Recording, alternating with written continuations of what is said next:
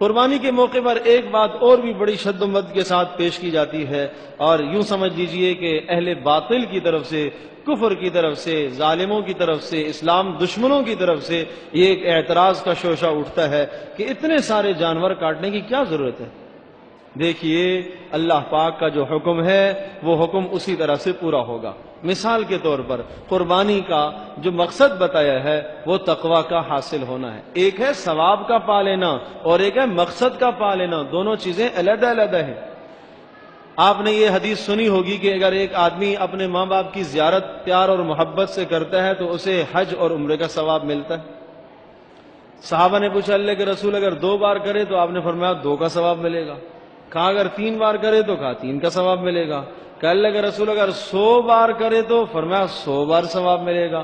تو اس کا یہ معنی ہرگز نہیں ہے کہ ایک آدمی نہ حج کرنے جائے نہ عمرہ کرنے جائے، وہ ماں باپ کی زیارت کر کے ہی ثواب حاصل کر رہا ہے، وہ کہے مجھے تو ثواب مل رہا ہے۔ یا یوں سمجھ لیجئے کہ حدیث پاک میں آتا ہے کہ قل هو اللہ احد تعدل ثلث القرآن، کہ سورہ اخلاص کا 1 مرتبہ پڑھنا 1/3 قرآن کا ثواب ملتا ہے۔ اب ایک آدمی گویا کہ 3 مرتبہ سورہ اخلاص کو پڑھ لیتا ہے تو پورے قرآن کا ثواب حاصل کر لیتا ہے۔ اب وہ کہتا ہے کہ میں روزانہ الف لام سے لے کر جناب والناس تک پڑھوں اور یہ میرے لیے بہت مشکل کام ہے، سورہ اخلاص مجھے یاد بھی ہے، بس میں اسی کو پڑھتا رہوں گا، قرآن کھول کر بھی نہیں دیکھوں گا، تو ایسا کرنا بالکل اس کا درست نہیں ہے۔ کیوں؟ اس لیے ایک ہے چیز کی ثواب کا حاصل کرنا اور ایک ہے مقصد کا حاصل کرنا۔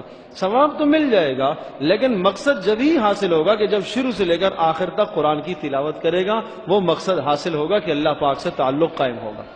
نمبر 2، حج کا ثواب لینا علیحدہ بات ہے، لیکن جو حج کا مقصد ہے وہ مقصد جب ہی حاصل ہوگا کہ جب وہ مشقت برداشت کرے گا، وہ دن کی مشقت، وہ راتوں کی مشقت، وہ جان کی مشقت، مال کی مشقت، ساری مشقتیں برداشت کرے گا تو اسے وہ مقاصد حاصل ہوں گے۔ یہی حال قربانی کا ہے، ایک ہے قربانی کا ثواب پا لینا اور ایک ہے قربانی کے مقاصد کا حاصل کرنا۔ ثواب تو ہے، ٹھیک ہے آپ صدقہ بھی کریں اس سے بھی ثواب ملتا ہے، لیکن قربانی کا مقصد یہ ہے کہ تاکہ انسان کے دل میں اللہ پاک کا ڈر پیدا ہو۔ یہ ڈر اسی صورت میں پیدا ہوتا ہے، خواہشات کے چھوڑنے کا جذبہ اسی صورت میں پیدا ہوتا ہے کہ جب انسان جانور کا خون بہاتا ہے، خون بہاتا ہے۔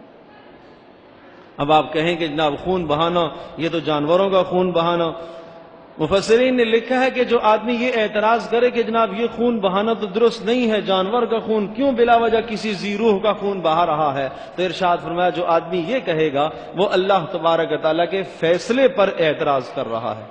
کیوں؟ اس لیے کہ اللہ نے یہ ارشاد فرمایا والانعام خلقها لکم، یہ جانور اور چوپائے اللہ پاک نے تمہارے فائدے کے لیے پیدا کیے ہیں، اور ان کا فائدہ کیا ہے؟ فرمایا بعضوں پر تم سوار ہوتے ہو، ومنھا تاکلون، اور بعضوں کا تم گوشت کھاتے ہو، اس لیے تمہارے فائدے کے لیے۔